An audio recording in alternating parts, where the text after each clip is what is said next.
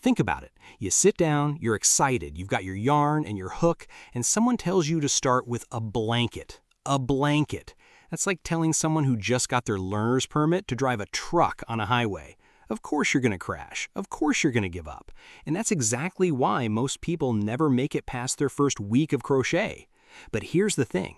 There's a better way to start. There are projects you can actually finish in one single day, even if you've never held a crochet hook in your life.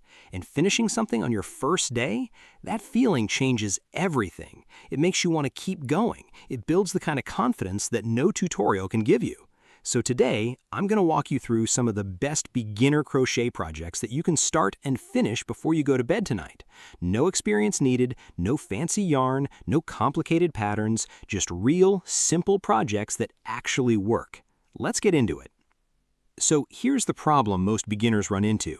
They go on YouTube or Pinterest, they see something beautiful, a cozy sweater or a detailed bag or some perfectly shaped stuffed animal, and they think, yeah, I want to make that. And that's a totally normal reaction. Those things look amazing. But what nobody tells you is that those projects take weeks, sometimes months to finish.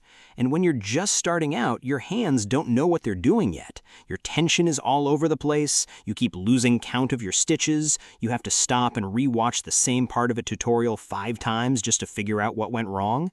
And if your first project is something that takes a month to finish, you're going to hit every single one of those walls and have nothing to show for it. No finished product, no sense of achievement, just a tangled mess of yarn and a growing feeling that maybe crochet just isn't for you. That's not a you problem, that's a project problem.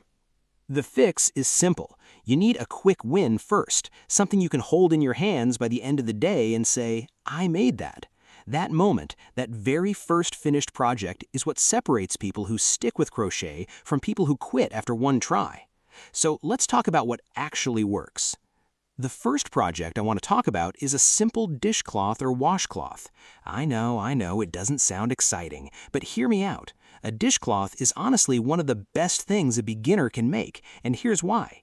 It's flat, it's square or rectangle. There's no shaping involved. You don't have to increase or decrease stitches. You just go back and forth until it's big enough and you're done. That's it. To make a basic dishcloth, you only need to know 2 things: how to chain, which is the very first thing you learn in crochet, and how to do a single crochet stitch, which is the most basic stitch there is.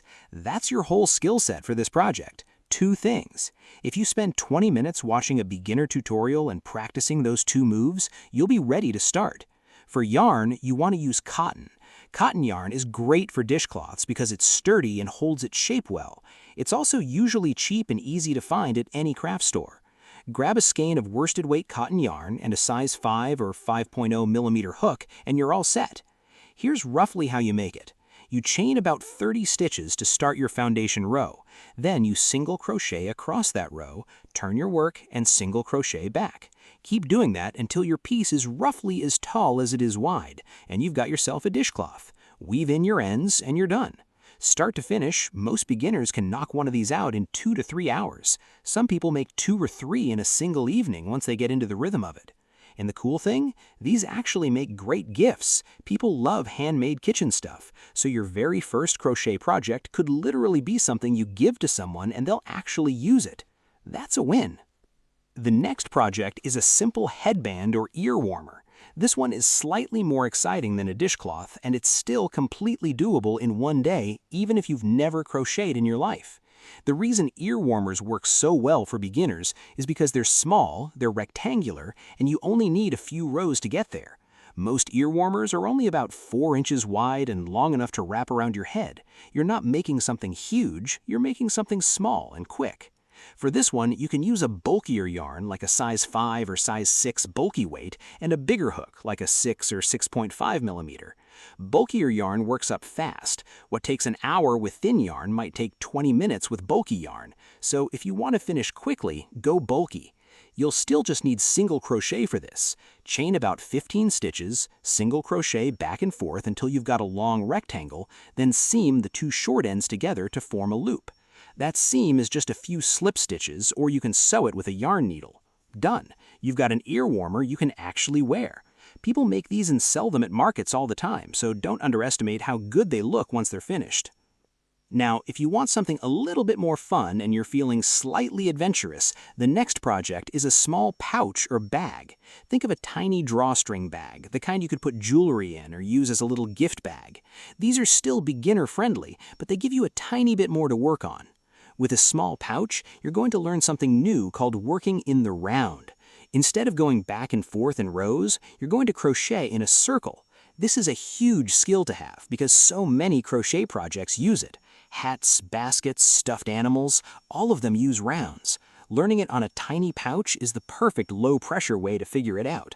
Start by making a magic ring, which sounds complicated but is really just a loop you use to start your circle. You'll find tons of videos on this.